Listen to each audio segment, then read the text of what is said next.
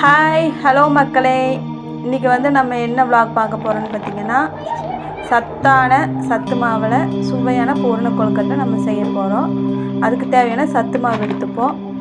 அடுத்தது தேங்காய் பூ மாதிரி சிரைப்போம். அடுத்தது அடுப்பை பற்ற வச்சு ஒரு வானல் வச்சு அதில் சுடு தண்ணி ஊற்றிப்போம். தேவைக்கேற்ப சுடு தண்ணி ஊற்றிப்போம். நான் ஒரு அரை சம்பு தண்ணி எடுத்துருக்கேன். 1/4 லிட்டர் தண்ணி ஊற்றிருக்கேன். தண்ணி நல்லா சூடாகட்டும்.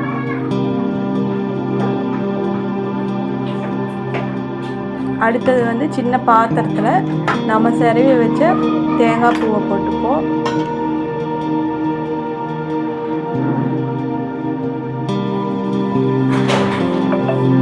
தேங்காய் பூ போட்டு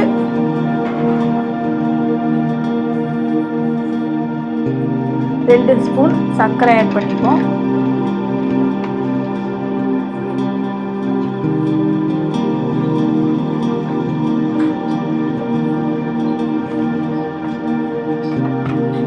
அடுத்தது மாவு நம்ம காய்ச்சி வச்சு சுடு தண்ணி எடுத்து மாவில் போட்டு நான் ஒரு 2 கப்பு மாவு எடுத்திருக்கேன். அது என்னால் யூஸ் பண்ணிக்கிறேன். அதை போட்டு நல்லா பிணைஞ்சு நல்லா பசையாட்டம் வந்தது நம்ம அச்சு பூரண கொழுக்கட்டை எடுத்து அதில் நெய் தடவி மாவு எடுத்து வச்சுப்போம். அச்சு வச்சுப்போம்.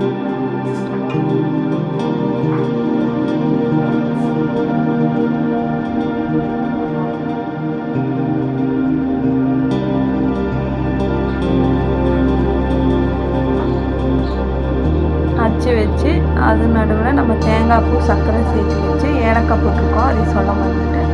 அதையே நம்ம போட்டு நல்லா அச்சு மாதிரி பிடிச்சிப்போம்.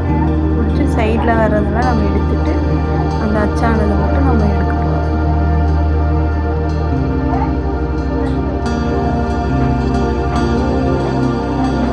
அச்சில் மறக்காமல் நெய் தடவிக்கோங்க, இல்லைன்னா எண்ணெய் தடவிக்கோங்க. அப்போ தான் நல்லா அச்சு.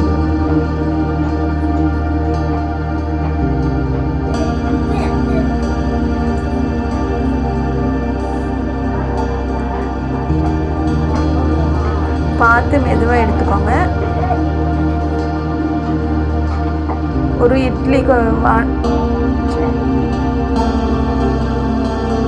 அடுப்பில் இட்லி பாத்திரம் வச்சு அதில் தண்ணி ஊற்றிக்கோங்க. நம்ம செஞ்சு வச்ச பூரண கொழுக்கட்டை ஒவ்வொன்றா செஞ்சு எடுத்து வச்சுக்கலாம். செஞ்சு வச்சு